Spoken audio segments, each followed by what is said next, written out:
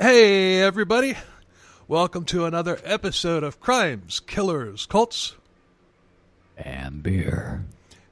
Although this isn't an actual episode, this is an update because we got two of them. And also, joining us once again is Matthew Brockmeyer from the Mighty Murder Coaster. How's it going, Matt? Oh, it's going all right. Thank you very much. Howdy, folks. Yeah, it's a pleasure to have you on, and Matt will be pleasure to be here. Matt will be on another full-length episode after this little update.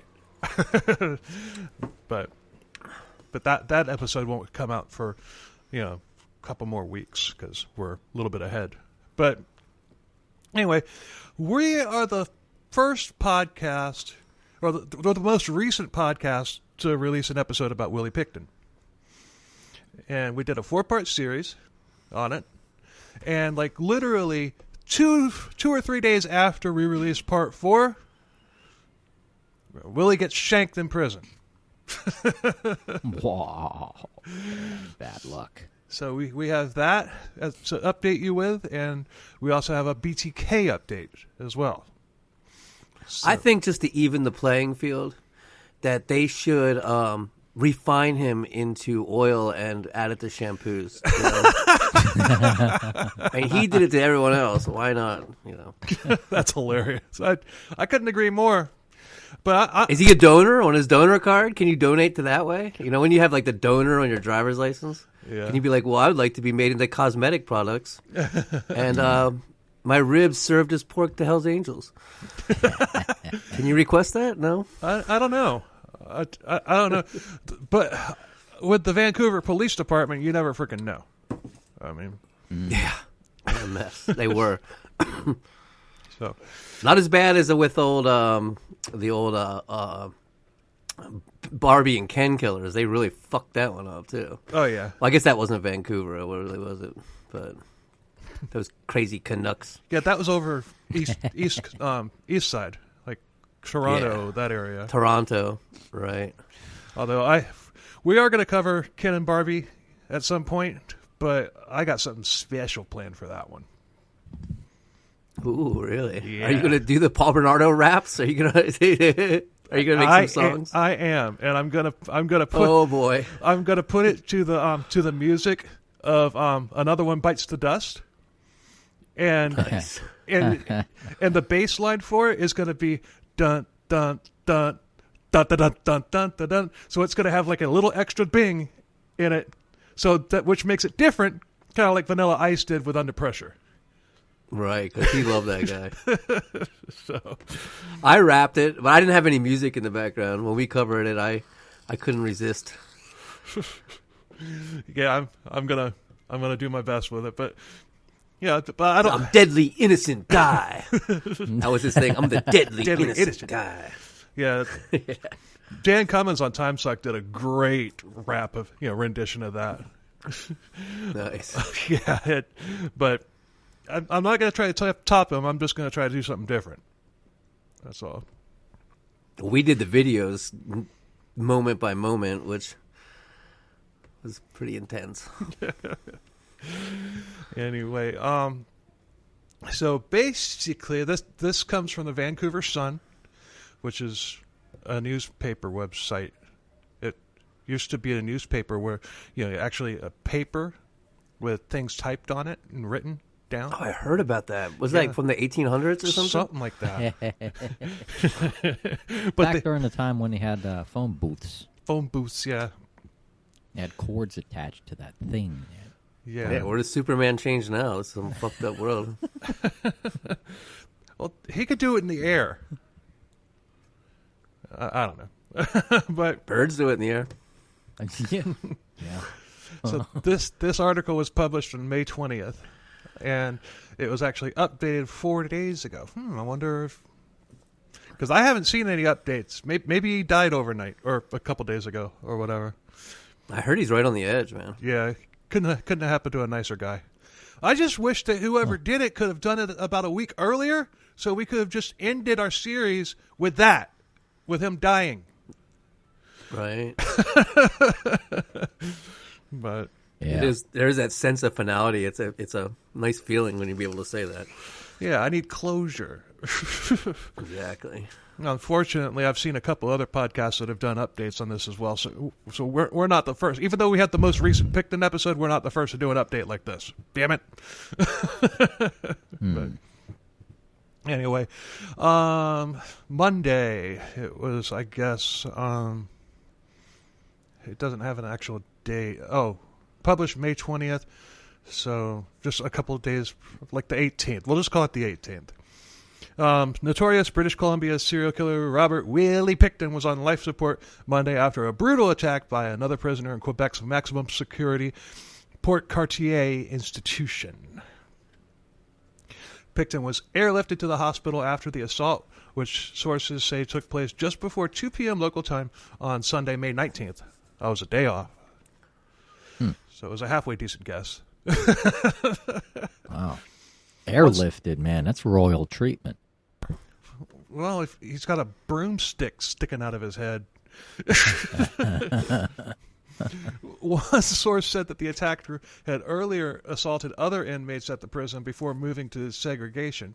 The attack on Pickton allegedly happened after the prisoner was then released back into the same unit as the serial killer. I thought Willie Pickton was in solitary. But Really? I don't know if they do. Canada's pretty chill. Like, when we covered Lucas Magnotta, I couldn't believe the privileges they gave him. He had, like, they gave him his own little trailer where he could, like, meet with people and stuff. And I don't know. Huh. Yeah, that's. I mean, Carla Homolka wasn't. She took college classes. She got her college degree when she was there in the Canadian prison. Well, you guys recently covered Leonard Lake and Charles Ng. I heard on another. He was in solitary. He was put in solitary. But Canada didn't want to extradite him back to the U.S. because they didn't like the U.S.'s death penalty. So the U.S. Well, it's more complicated than that. Canada signed an international thing with, like, all of Europe and all over the world, saying that they agreed that the death penalty was inhumane and wouldn't be a part of it. And they did give Charles Ng up. At one point, President Bush was like, if you don't give him to us, because they're like, we're just going to deport him back to Hong Kong. And Bush was like, if you deport him back to Hong Kong, we will take fighter jets and take down your airplane halfway and bring him here. He almost started a war between Canada and the United States. And then Canada's like, you can have him. And as soon as the judge said you can have him, U.S. Marshals were there, and within 15 fucking minutes, he was on the airplane flying out of Canada. They didn't take it. And sure as shit, after he got taken to the United States, like there was an international ruling saying that Canada was wrong. They shouldn't have given him up. But, I mean, it was too late at that point. The United States was not going to give him back. They had him. What are they going to do? Spray our border down with maple syrup and attract...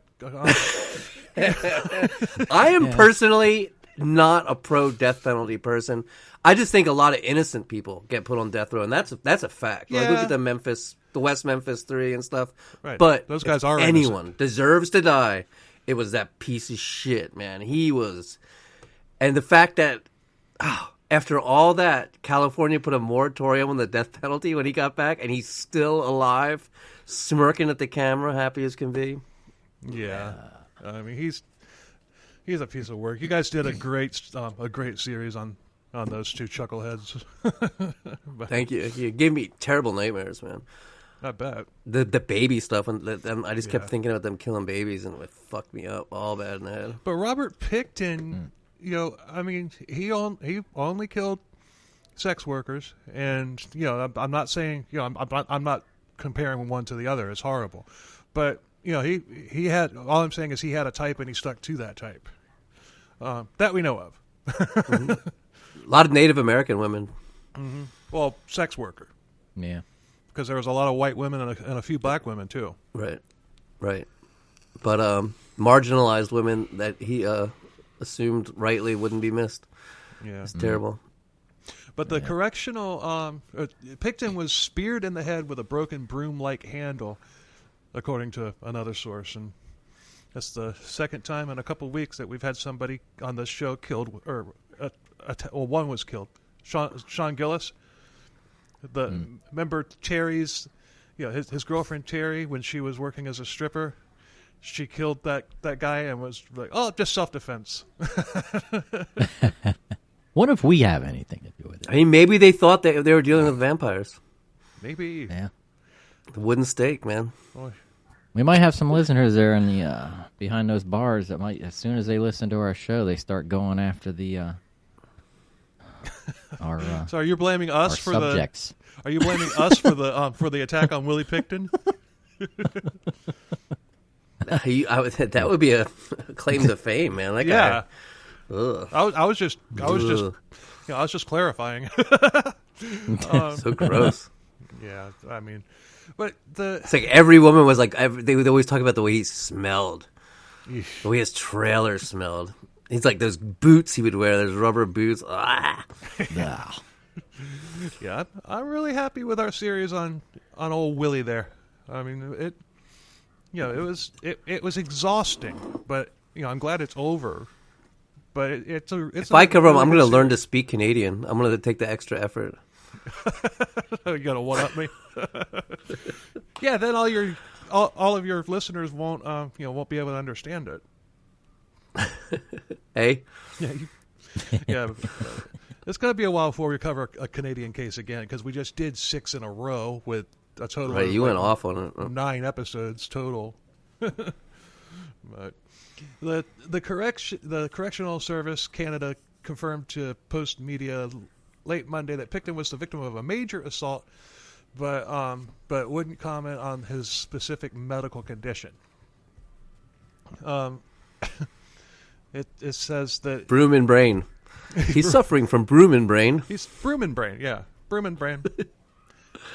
There's a punk band namer for you, Broom and Brain. 1, 2, 3, 4.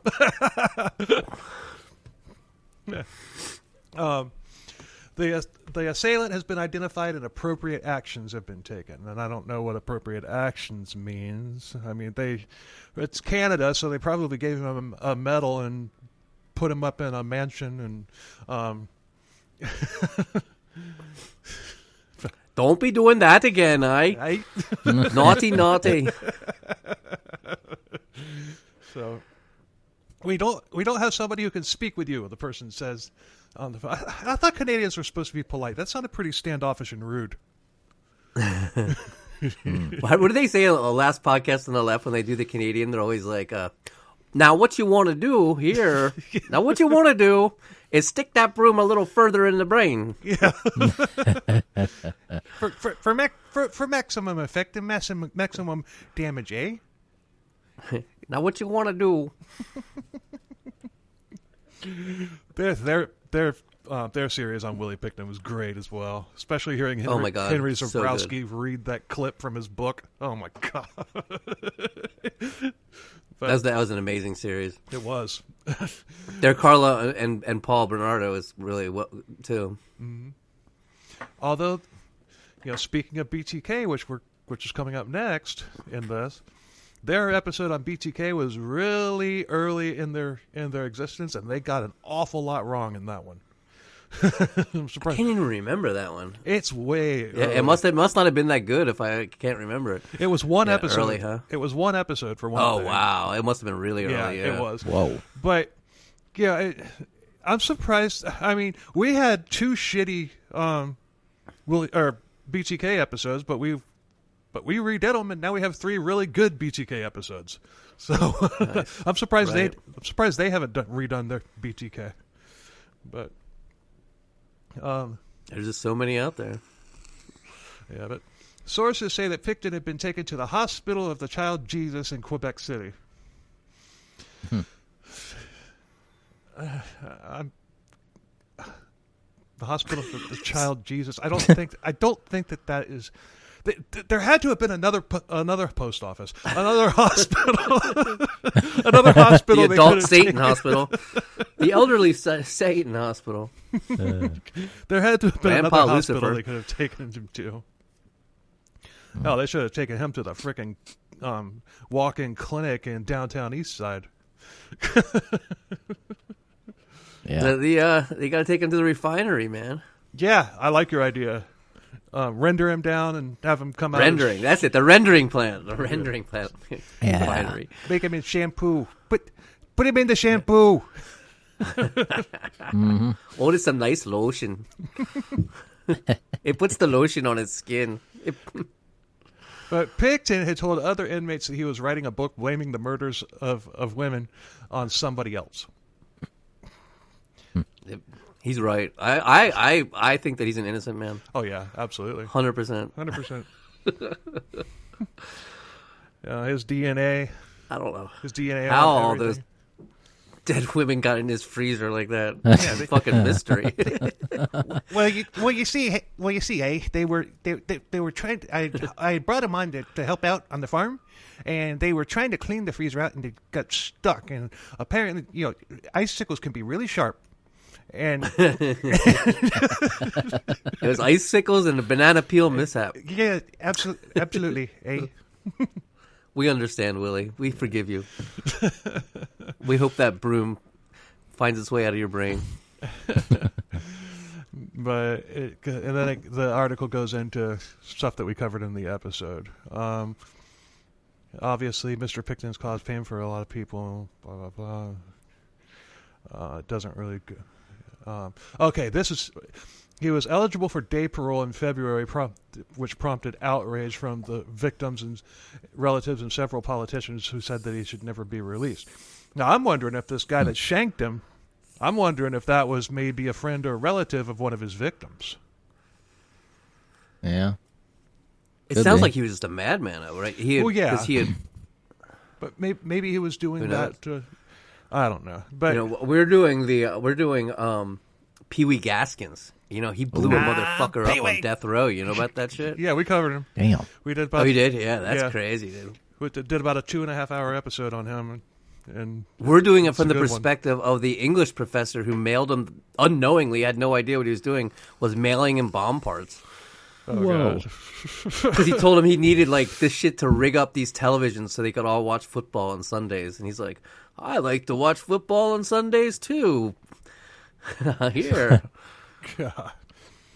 I got an Instacart order coming, so that's why I keep looking down, looking at my phone, because I'm not going to be able to hear them knock because I've got headphones on. So, but, aren't you fancy pants? No, I'm lazy. I just didn't feel like going anywhere today.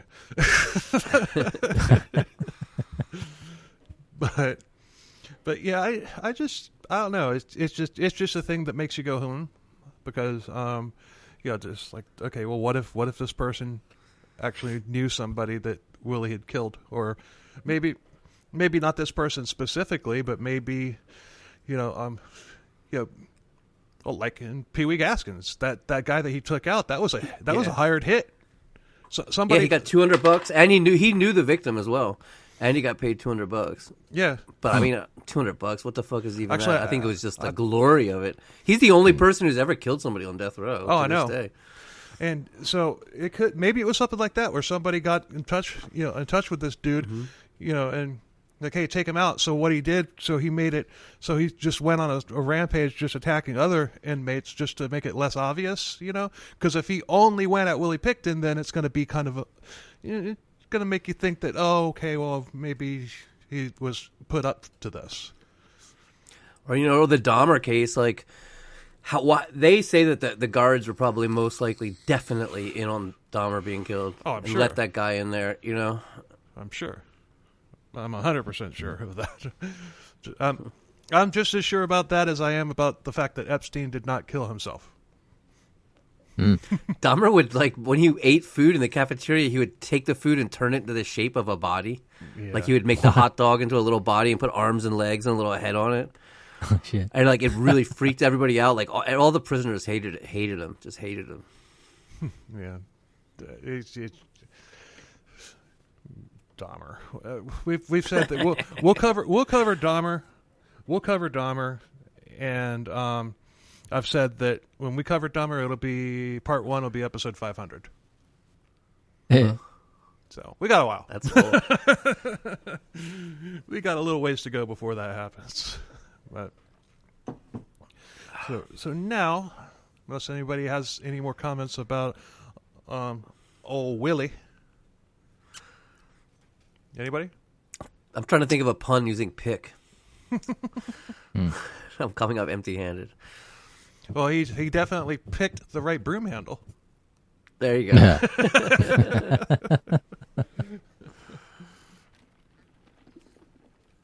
So on to old BTK. Damn it, I should have freaking wrote a haiku for this. I didn't think about it until... Bacon, tomato, kill. Yeah, the haiku. It's spelled HYKOO in BTK 363 Factor X format. There's a bunch of them. There's a bunch of those on our series. I even did one on frickin' Sean Gillis too. I did a haiku on that episode as well. So that was kind of classy. Yeah, but okay. Now this we actually did. We actually did touch on this in our episode toward the end of it regarding the those deaths that were thought to be him, but there was no proof. We actually talk about this girl that's in this update. They've found more information on her. So, and this has to do with like an internet sleuth. Because remember he was this calls them word puzzles and crossword puzzles or whatever. It wasn't crossword puzzles. It was word searches. Yeah, just a basic word search, but one, this person had a copy of one that had been sent to the Kansas City, KAKE TV or whatever in 2004, and it could strengthen the cold case investigation into the disappearance of a 16-year-old girl in Oklahoma, and link it to the convicted serial killer Dennis Rader, BTK. How old? 16? She was 16. He usually went after older women, didn't he? Yeah, but there's evidence that we covered in this. I don't think that. Okay, I have her name. Cool. It just, but this woman sent in a message to the police and and it had a copy of the word search in it with some new words highlighted. And the words Rader used identified places, names, or fantasies connected to what he had done, the murders of the 10 people that he was convicted of. And of course, this also led to the floppy disk, which we can't do a BTK update and at least reference the floppy disk at least once. They really dicked him over, man. That's a bunch of bullshit. He should be free.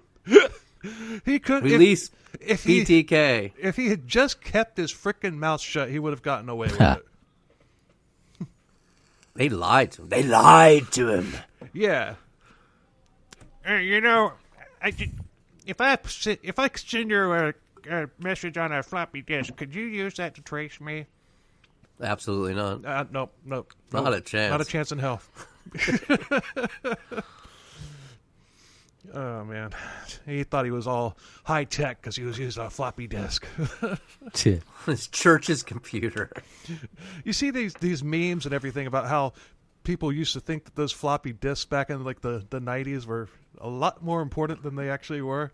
Like of the information contained on a floppy disk could, piece together a doomsday weapon that could destroy the world.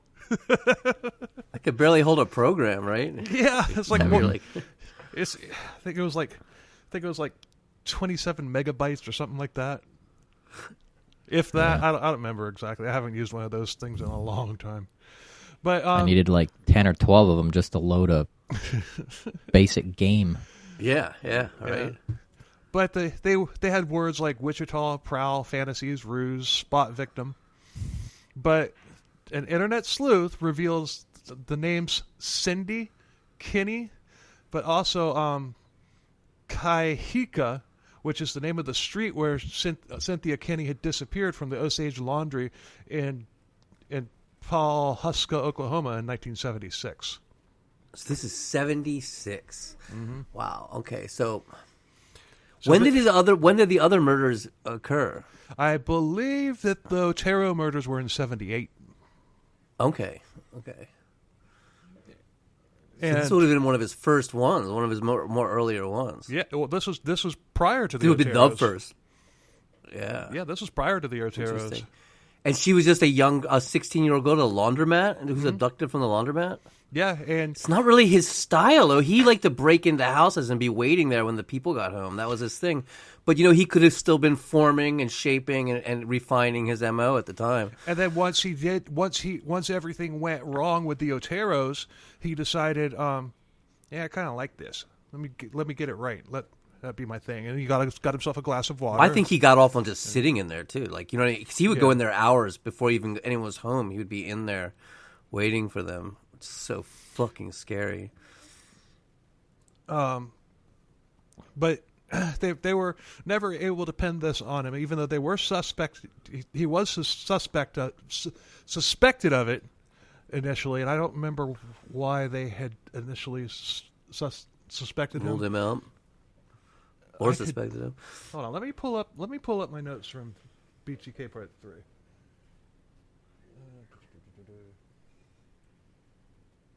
Come on.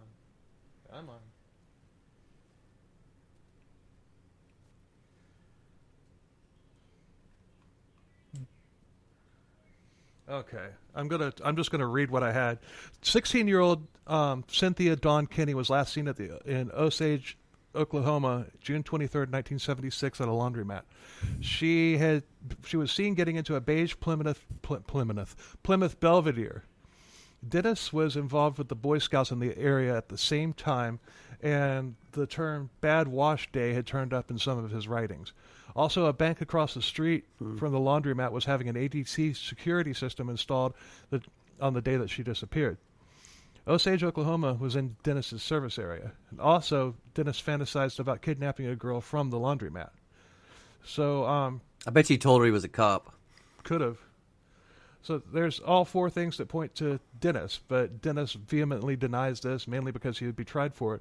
And if Oklahoma charged him, and Oklahoma has the death penalty. That was right up in, in Part 3. It'd be a different state, yeah.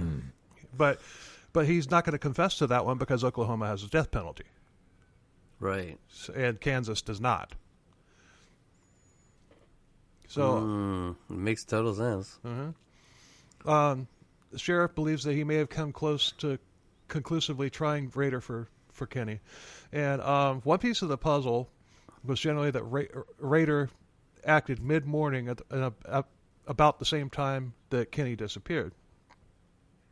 Second clue is the name of the victim and the street the laundromat was on. The letter with the word search that was received says, the person that sent it in said, "Don't view it as a puzzle. View the puzzle as a map that Rader created to plot his victims." Says there's hints all the way through that can't be overlooked, and it's up to us to figure out everything that he gave us and put those things together and connect the dots and then get the answers that we're looking for. We're still in the process of trying to evaluate that, sending them out, trying to get some experts on it to see what we can get. But it's pretty hard to get around the fact that Cindy Kinney's name is in there. They said there was a total of 8 markings on the map puzzle that referenced Oklahoma. Criminal psychologists reasoned that Rader wanted his murders to be cataloged by authorities. We know BTK refers to his murders as Factor X, and that some of his journals and other stuff he marked with murders. He marked murders with X's. In this particular case, everything is marked with an X. Let's see. Let me go through this real quick. Okay, that one sheriff digs at a Kansas property in Park City and apparently found items of interest, including tangled pantyhose. Rader's daughter, Carrie Rawson, said that she believes that her father may have taken more lives. I think he did too. I mean, I've always thought that kill count sounded low for somebody who was in that game for so long. Yeah. And like I said, the Oteros was, I believe it was 78. So this would have been 2 years before the Oteros. And so it's like, we'll never know. Well, I don't know. We might know, but yeah. Is there any? Where did they find her body? Her body was found. Oh, I think I had that in those notes too. Let me pull them up again. You save your notes? Me? I don't have notes. I have full scripts, and they're like 10,000 words each. Yeah, I save them. I have like 3,000 pages of scripts now. Yeah. Well, this just part 3 was 6,600 words. All right. Yeah, that's a nice number. Yeah. That's usually we're between 8 and 10 usually.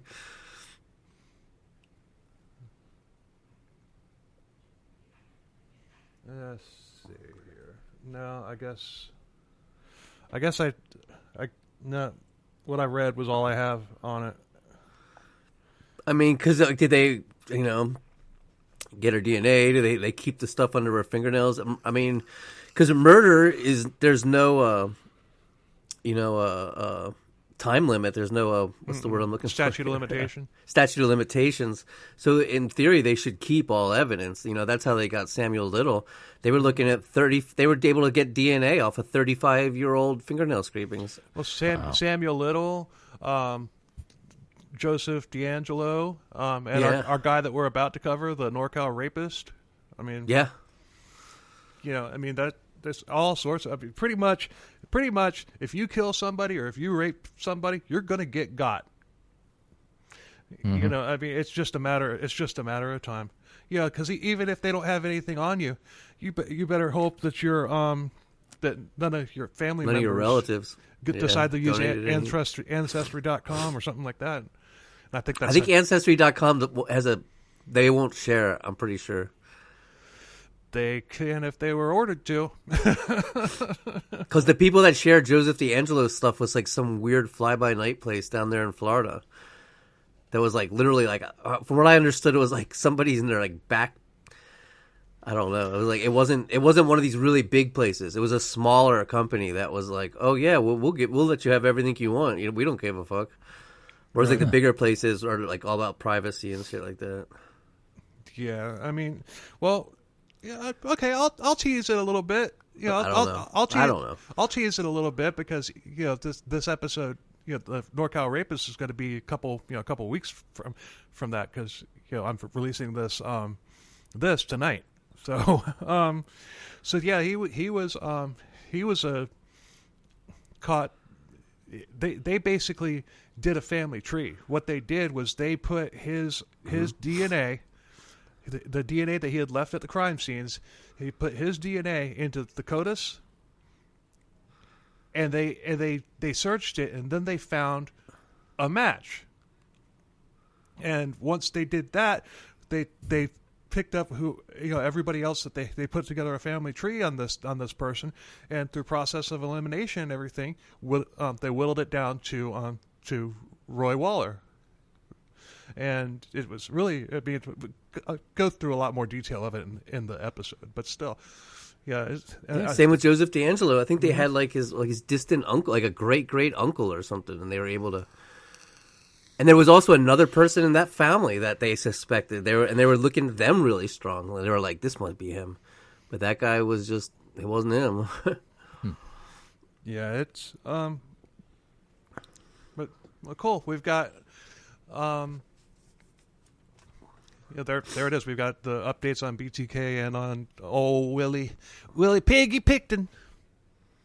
So we got a broomstick in the head in one case, and we have a mystery and a laundromat in the other. Yep, and we've got a bomb in the brain, on from Pee Wee Gaskins. Yeah. Put this up to your head and tell me if you can hear my voice. Okay. Beep. Yeah, I can't wait. We're gonna do him, and I'm gonna do all the impressions of him. You've listened to him. You did a whole show on him, so you know. Like, there's so many audio tapes of him talking, and they're so weird. He's got very unique. Well, you say here, he sounds like Ross Perot if Ross Perot was a chain smoker. It does. You're right. And that's the final truth, okay? And that is the absolute final truth of the final truth. And that's the final truth. Yeah, I wish I had done more research on... I mean, we put out a good episode, but we could have done a two-parter on him.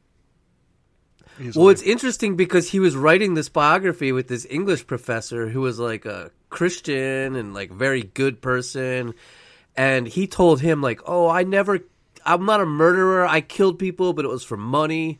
It was like a mafia thing. I'm not like a sexual pervert. I've never raped anybody. And then after he got that guy to mail him bomb parts, that guy wouldn't talk to him anymore. So he got a new biographer, and he goes to his new biographer basically like, what do you want to hear? And the new biographer's like, I'll give it to me dirty. I want to hear the worst. And he's like, I've been raping since I was 12. I raped a baby. And like, he just says the exact opposite. You know what I mean? Like, he's just... And that was his final truth. But there's no truth with a psychopath. You know what I mean? He just tells you what he thinks is fun to hear. One or two of his coastal killings might have happened. The rest of them, horse shit. Total bullshit. Yeah. I can't wait to hear your series on old Pee Wee. It's really interesting. You know, like I said, through the point of view of this English professor, like. And they had listened to this. Him and this English professor grew up miles from each other, like in the same state. They both worked at the Campbell Soup factory. They worked at the same factory together. They had like, you know what I mean? They're like only a year apart in age. And you know, the one becomes a college professor and like a preacher, and the other becomes a serial killer. It's so crazy, you know. We have something that, you know, we'll kind of from our episode that we kind of bring up from time to time. But this was a Todd thing. Whenever we talked about a serial killer's upbringing and about how he winds up in a boys' school, this is straight from the Wikipedia page. I just pulled it up, and I can't believe it's still in there. I cannot believe that it's still there. But he was sentenced to 5 years at a reform school, the South Carolina Industrial School for White Boys. Oh, yeah. And that's probably the name, dude. It was racist as fuck there. He killed a lot of people. He killed people for race mixing and shit. He was a racist. Do you think that was really the name of it, or do you think that was just an embellishment that somebody put in there? Because I don't know for a fact, but I think it was the name. I think that was the actual name. Everything was segregated. Because part of his story is racism. He was a racist person. He's like, and one of his victims. And the whole state was.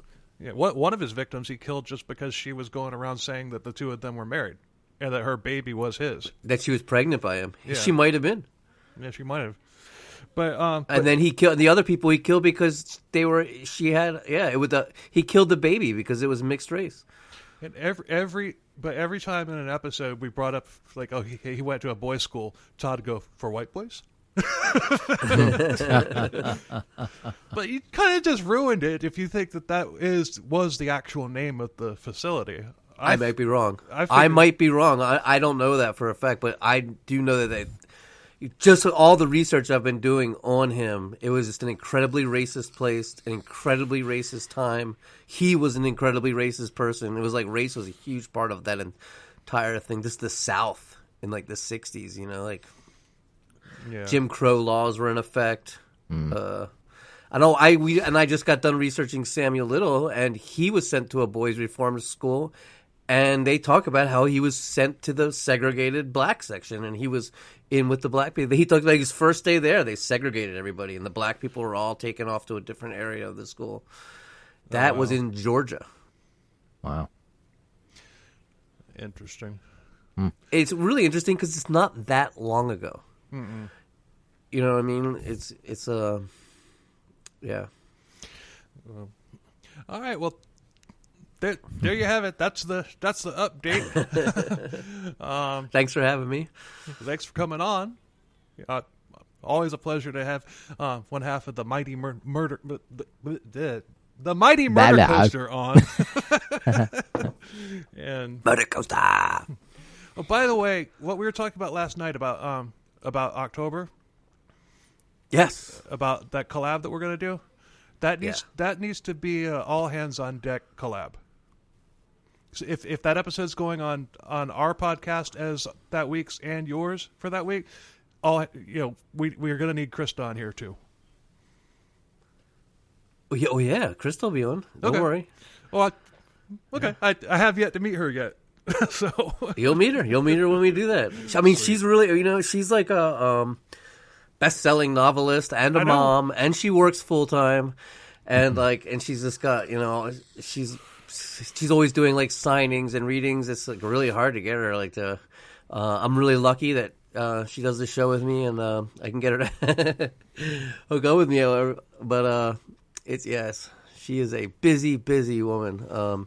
And she right now is getting ready to fly to San Diego for the Stoker Awards, and she has been nominated for her new novel. Has been nominated for a Stoker Award, and fingers crossed she gets it. I'm so excited for her, and excited for this. Can the general? We'll know in a week.